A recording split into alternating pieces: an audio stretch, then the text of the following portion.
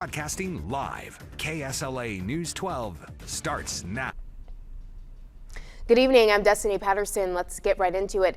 The McCurtain County Sheriff's Office needs your help to find this man. This is 29-year-old Ronnie Toon. Toon was last known to be in the Hochatown area around 2 a.m. Thursday, March 31st. He's around 6'2" and about 170 pounds with blue-green eyes and black hair. Deputies say that Toon's vehicle was recovered in the Narrows at Mount Fork River. Currently, multiple agencies are looking for him, so if you have any information about Toon's whereabouts, you're asked to call the number that you see there on your screen. Here in Shreveport, investigators are working to learn about what led to a shooting that left one man dead and 3 others hurt. Police say they got a call around 5 a.m. this morning about a shooting near Ants Urban Lounge. One woman was taken to a local hospital with non-life-threatening injuries, but authorities are still working to identify a suspect in that case. Now you can stay connected through our News 12 app. It's free to download, and we'll send you the first alert to any breaking or developing news that we cover throughout the day. Jessica?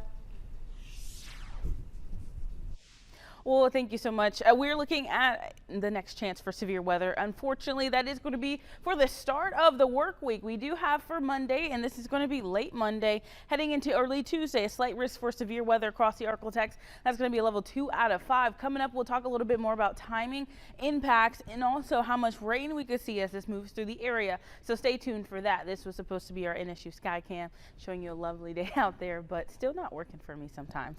Anyways, here's a look at your temperatures. It's fairly warm out there.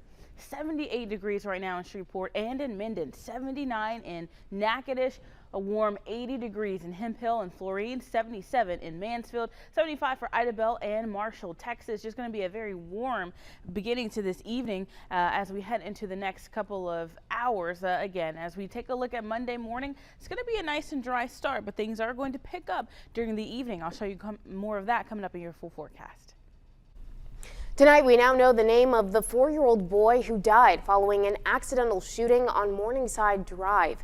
His name is Michael Thomas Jr., according to the Caddo Coroner's Office. Police say he was shot in the chest and he died from his injuries around 7:10 Friday night. A 3-year-old girl was also hit in the shoulder during that shooting, but she's expected to recover.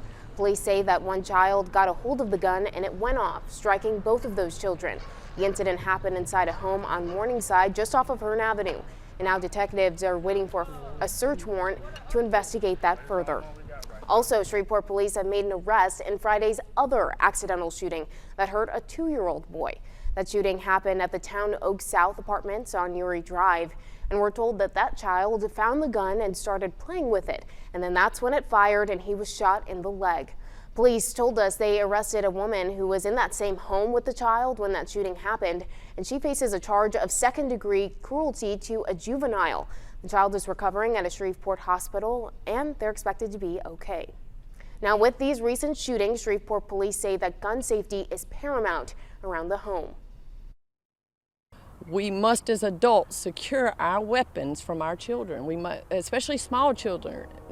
They're inquisitive, they're curious, they see things on TV. They want to pick things up that they don't know about and they want to play with them.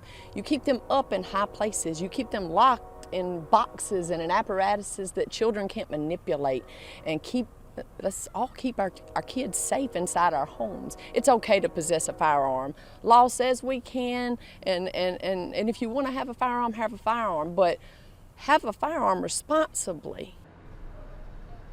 Right now, it's not clear if police will charge anyone in the shooting that killed that 4-year-old boy.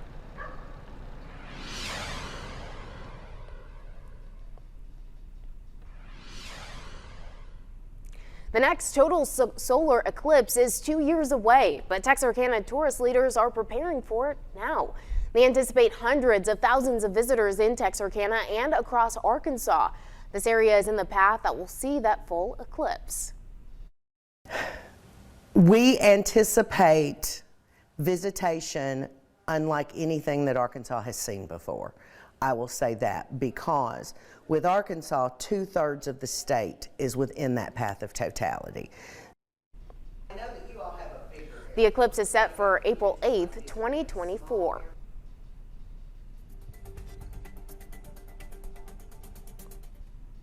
Long lines at the U.S.-Canada border after Canada lifted its COVID-19 testing requirements. This was the scene in the border town of Blaine, Washington, Friday. It was the first day fully vaccinated visitors driving into Canada no longer needed a negative test.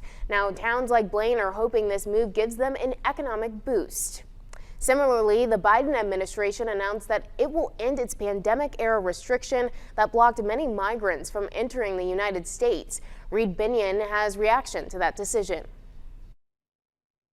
With COVID-19 restrictions lifting across the country, the Centers for Disease Control and Prevention says there is no longer a public health need to turn migrants away. And continues to be the case that this is a health directive determined by the CDC. The CDC announcing it will lift the restriction known as Title 42 on May 23rd.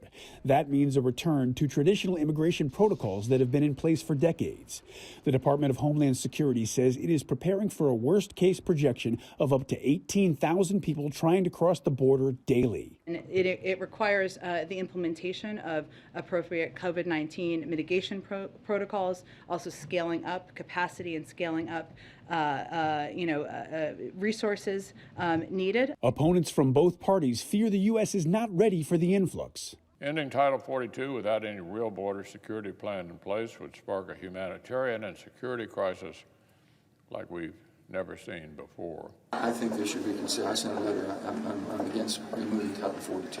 If anything, that would be looking at permanency of Title 42. I'm Reed Binion reporting.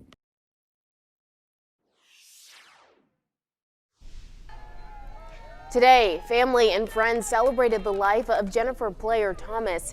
Jennifer was allegedly stabbed to death by her husband, Bob Thomas, on March 25th. And today would have been her 60th birthday. Her daughter, also named Jennifer, says her mother will live on forever in their hearts. Her name gonna forever live on. You know, she didn't name me Jennifer for no reason, you know, so I'm gonna make her proud. I'm not gonna fail her. Tonight, we'll hear more from Jennifer's children, who describe her as the glue of the family.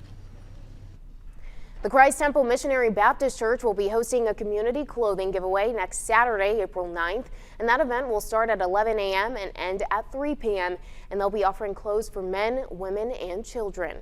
Now, Easter Sunday is a little over 2 weeks away, and it's time to get into the Easter spirit with Easter egg hunts. The Arklatex weekend has compiled a list of Easter egg hunting spots around the Arklatex. And the first Easter egg hunt started today, but don't worry, there'll be plenty more throughout the month of April. Well, coming up, we'll talk about the threat of severe weather making its way back to the Arklatex, what you can expect as you head out the door and as you go to bed Monday night.